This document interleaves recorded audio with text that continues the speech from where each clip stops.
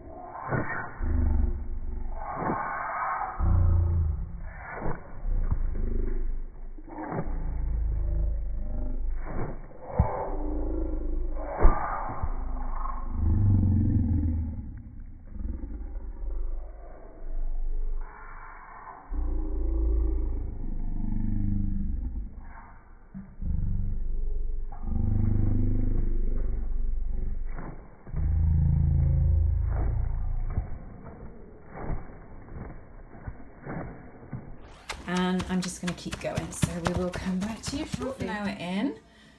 You can see it's gone down considerably, and I'm going to transfer it now into our fermentation pot, which is very clean and dry. And then we place the weights on top. So I'm just going to use a big spoon, start putting it all in, and I'll pop the weights in and come back. So we're in the pot. I just want you to hear this sound. Ready?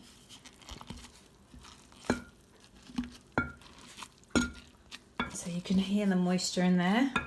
What I'm going to do next, and look how little it is now. It's gone, well, it's difficult to get the perspective, but it's gone right down. So I'm going to put the stone weights on. Hang fire. I'm just going to grab those so you can see.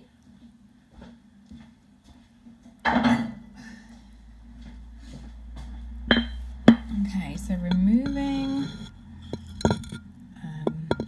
this thing that I need to find a name for. There's 2 of these that come with the pot, so they're quite heavy. Well, they're not that heavy, but the idea is that they go in on top and I press them down. So there's 1, other one going in.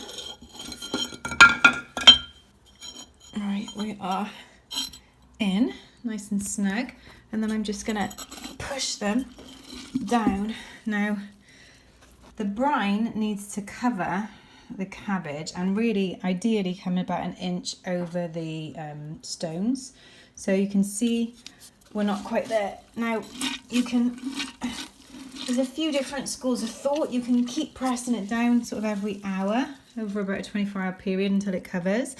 You can make a brine solution, or we've actually got some liquid from a previous batch.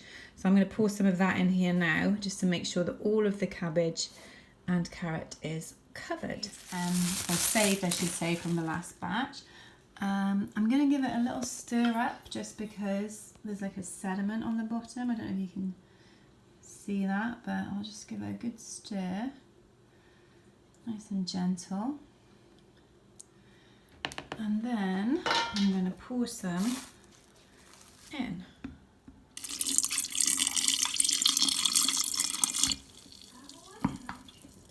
So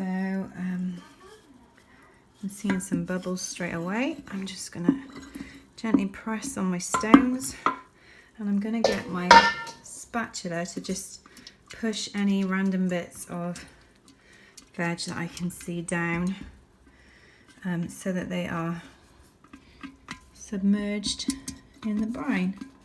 So I'm quite happy with that. I think I'm gonna leave it like that. It's not an inch over the stones, but what's going to happen is it will rise as the cabbage that we've done just produces more brine as we go. And in fact, I'm just pressing down a little bit more now. The key is to have everything under cover so that we don't have any cabbage outside. Try and minimize any sort of mold. Sometimes it can get a bloom rather than a mold. There's a nicer word for it, which isn't harmful. Whatever's underneath that is still good. But last time it was nice and clear, so we're going to pop the lid on, and then you can see this well or reservoir around here. I'm going to put some water in just to seal the lid. Okay.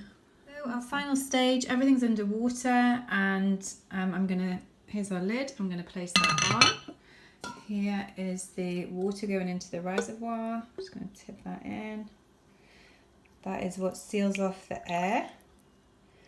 And then we just leave it be for we did 3 weeks last time, so maybe we'll go a bit longer. The length of time will depend on how sort of high you want the taste, and the warmth of the room, things like that. This is a heated room, so technically after a week we could eat it, but we're just gonna let it go and see how we do. Enjoy.